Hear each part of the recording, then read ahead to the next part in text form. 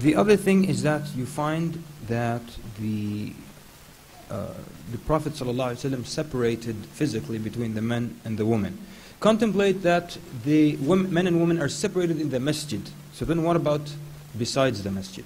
And if you're not going to intermingle in the masjid, and no one really is going to take their, their leisure and their time in sweet talking a woman in the masjid, even the person of weak iman. So that if the best of the men, the Sahaba, and the best of the women were not allowed to mix in the best of the places, the masjid of the Prophet ﷺ, how can we then say, well, we have pure hearts and good intentions, and we're not going to, it's okay if we do it. We have in Bukhari the hadith of Salama radiallahu anha. She described that the Prophet ﷺ would say the salam twice after the salah, and then the woman would leave and he would stay a while. So Ibn Shihab says that he thought that the Prophet ﷺ would wait a while in order for the woman be able to leave the masjid. This is just leaving the masjid. He doesn't want them to meet with the men while they're leaving. The best of men, the best of women in the best of places, yet the Prophet ﷺ is being so careful. In the book of Abu Dawood, he has a chapter entitled Insiraf al-Nisa qabla al-Rijal min as-Salah, that the departure of women before men after Salah. So Ibn Umar, the Prophet ﷺ narrates, and this narration comes from Ibn Umar radiallahu anhuma. He says, the Prophet ﷺ said, pointed to a door in the masjid, he said, we should leave this door for women, that women only come and leave from this door. So Nafi' says that until Ibn Umar died, he never once came or went through for this door of the masjid. Look at how the companions took to the order of the Prophet ﷺ.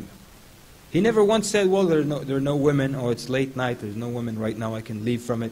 Never once did he enter from that door or leave from that door, because the Prophet ﷺ gave that command. Look at this description about the rows of the men and women. The Prophet ﷺ says, and this is in the book of Muslim, the best of the men's rows is the first row, and the worst is the last row. And the best of the women's rows is the last row. This is the best for the women is the last row, and the worst is the first. Why? Because the first row of the women and the last row of the men, those are the two closest rows to each other. And this is in Salah, people. This is in the masjid. And these are the worst rows because of the proximity. In another hadith narrated by Abu Dawood, the Prophet ﷺ says, give way to the women. Give way means when you're walking on the roads. Because he saw the men and women, when they leave the masjid, they walk on the road together, meaning that there's a man here in the middle of the road, a few steps back there's a woman in the middle of the road, and they're all walking home. No one's talking to anyone. Prophet ﷺ then says to the women, give way as it is not appropriate for you to walk in the middle of the road. So now just walking home, Prophet ﷺ decided that the women will walk to the side and the men will walk in the middle. And then the women narrate, look how they follow the commands of the Prophet ﷺ. The women narrate that women from that day on would walk so close to the wall that sometimes their dress would get caught, snagged on the wall. This is how they obeyed the Prophet ﷺ. And this is how the Prophet ﷺ separated between them, even just walking home from Salah. So then the excuse of the pure heart and the good intention doesn't hold. And most of the time people, when they sin, they don't have an intention to anger Allah. Like the Muslim who consumes alcohol, he doesn't sit down and say, well, my intention is to anger Allah by doing this. His intention is to, whatever they call it, get a buzz, get a ma'rif ish, all these words. So, then comes the other issue of, well, she's like a sister to me. Or she's almost a family member. The Prophet ﷺ said, beware of entering upon women.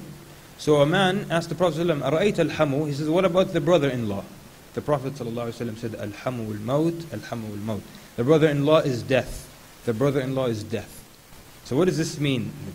So he's telling him, even the brother-in-law. And Nawawi, Imam Nawawi rahimahullah, says that the brother-in-law also would mean all of the relatives of the husband, like the nephews of the husband, the cousin of the husband, the uncle. All of them are not to enter or to stay alone with the wife, with his wife.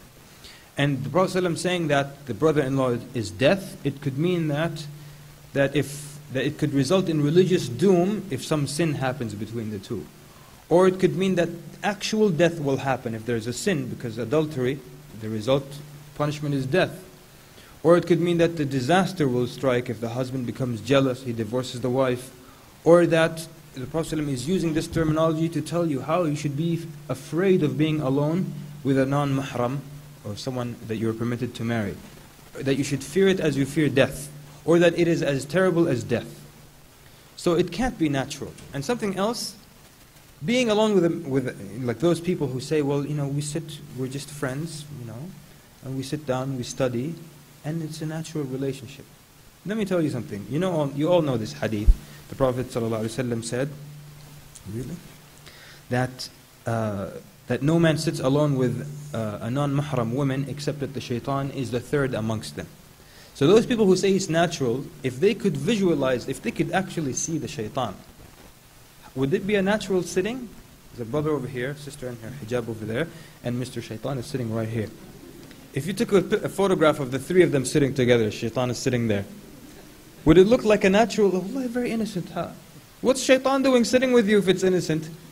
He can't be in a gathering, and it's a nice, innocent gathering. So it can't be something natural.